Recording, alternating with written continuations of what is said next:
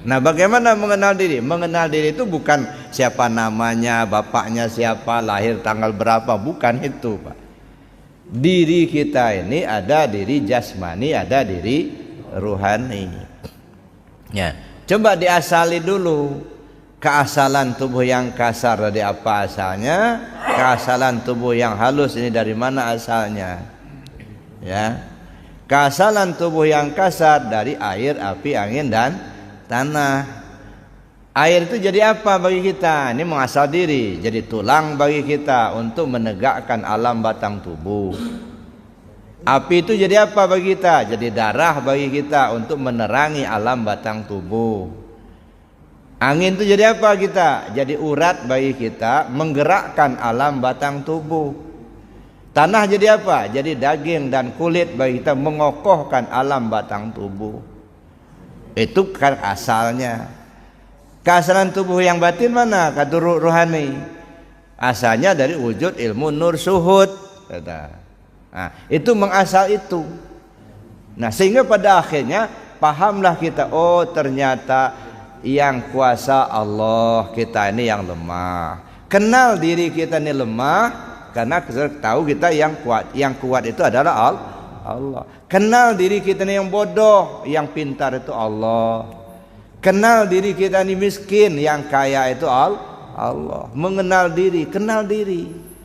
Ya. Jadi itu arahnya ke sana, Pak. Jadi setelah kita mengenal diri kita, maka ya kita akan kenal kepada Allah. Makanya kalau Bapak mau mencari manis, ya nggak usah keliling pasar bawah itu, Pak, bambu kuning. Ya nggak ketemu nggak. Cari saja gula, nanti ketemu manis. Ya.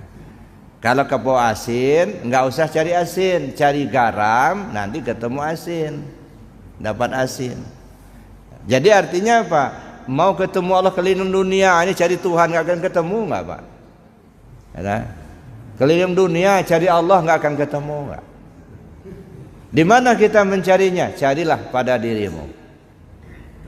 Nah, diri kita inilah disebut laboratorium ketuhanan. Seperti yang pernah saya bilang dulu, itu di puncak itu kan ribuan hektar apa namanya kebun teh. Walaupun tiap pagi kita keliling kebun teh itu nggak akan tahu nggak kadar teh nggak. Berapa kadar teh yang ada di puncak itu? Nah, walaupun tiap pagi kita keliling. Bagaimana caranya? Ambil aja 2-3 helai daun teh, teliti di laboratorium, baru tahu kita kadar tehnya. Nah begitu juga kita keliling dunia cari Tuhan, nggak akan ketemu nggak, Pak?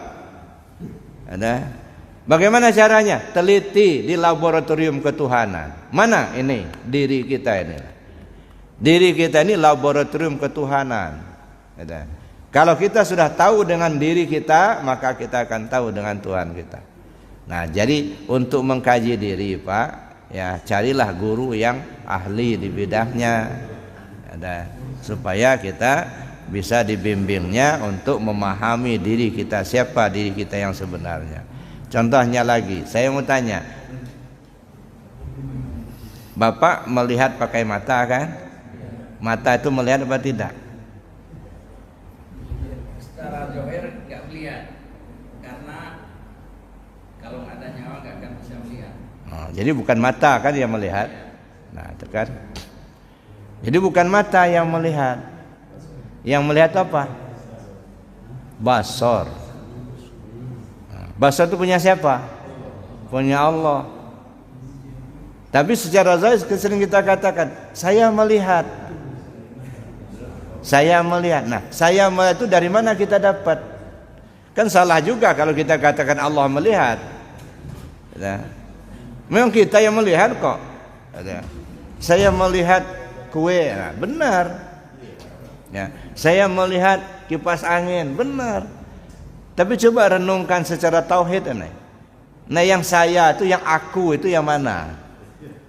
Ada. Aku melihat kipas angin. Aku melihat buku.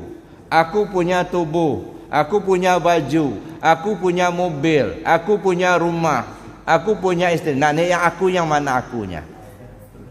Cari akunya itu. Jadi Bapak Ibu ya itu. Jadi artinya mengenal diri itu artinya kenal kita kepada diri kita, insya Allah akan kita kenal kepada Allah.